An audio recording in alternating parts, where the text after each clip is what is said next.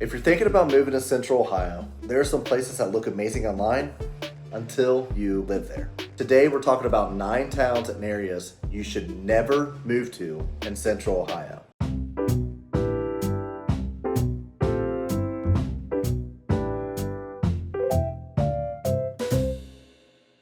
Unless you fully understand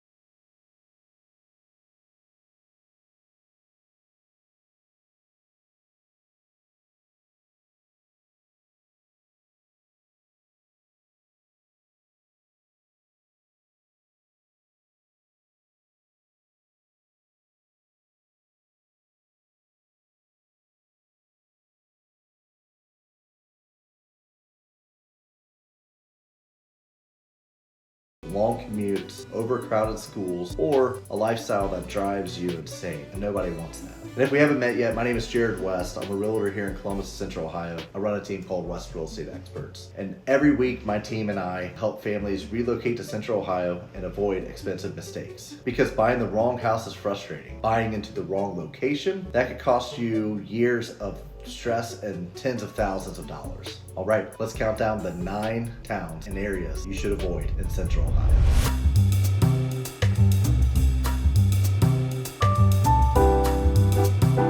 Whitehall looks like a bargain online. You're close to downtown Bexley and Gahanna, but homes are significantly cheaper. There's a reason. Whitehall has historically struggled with high property crime, low performing schools, aging infrastructure, and inconsistent neighborhood quality. Now, yes, the city is invested in revitalizing along Broad Street, but many buyers still deal with vehicle break-ins, theft, slower appreciation, and weaker resale demand. Affordable housing only works if long-term demand stays strong.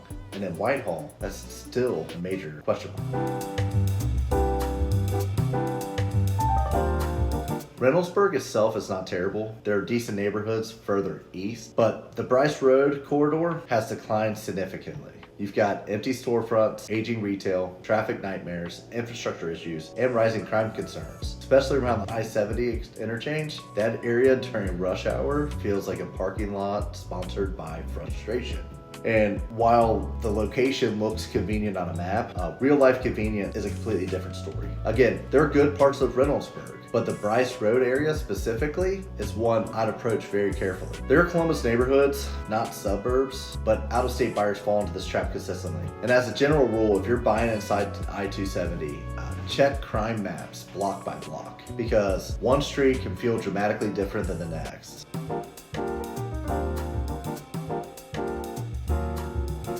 So South Linden and parts of the Hilltop continue to struggle with violent crime, drug activity, vacancy issues, poverty, and long-term instability. Now, yes, investors calling these areas up love to call these areas up and coming, and some pockets are improving, but revitalization can take decades, and during that time, you still have to live there. Unless you're an experienced investor with high risk tolerance, these areas can become a stressful place to own a property.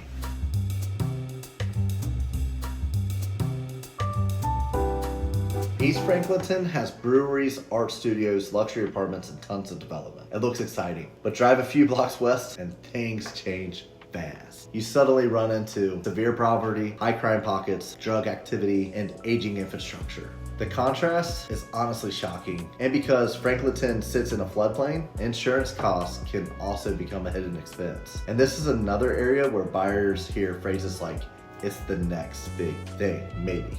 But unless you understand the micro neighborhood dynamics there, West Franklinton can become a very expensive lesson.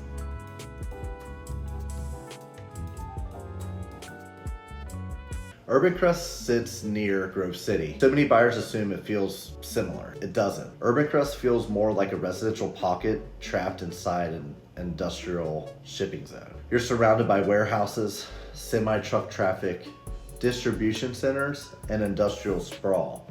There's very little community atmosphere, walkability, or neighborhood identity. It's basically logistics, diesel fumes, and brake lights. If affordability is your only priority, maybe it works. But for long-term quality of life, there's stronger options nearby.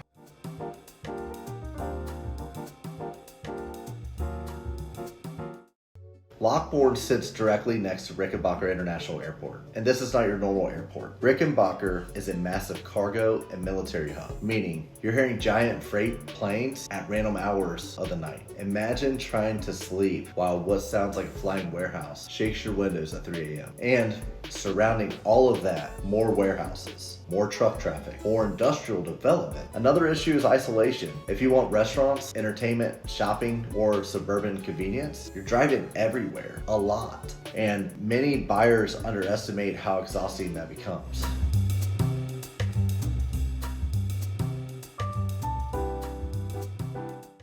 OBETS has tried hard to reinvent itself. They've invested in sports facilities and community projects, but for everyday living, many buyers end up disappointed because OBETS feels overwhelmingly industrial. You're surrounded by warehouses, trucking routes, industrial parks, and constant commercial traffic. And many roads simply were not designed for that amount of traffic they now handle. So daily driving becomes frustrating fast. For the taxes and inconvenience, many buyers simply find better value nearby in places like Canal Winchester or Grove City.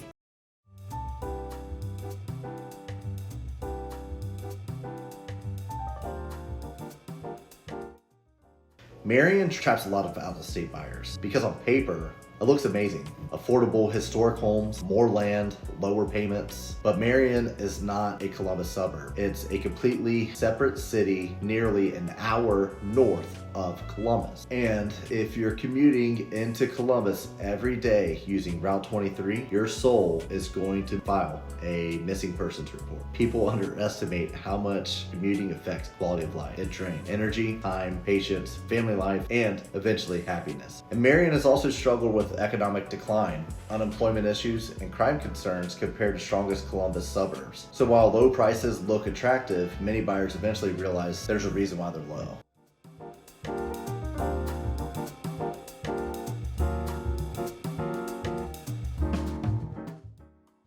Taking the #1 spot is Circleville.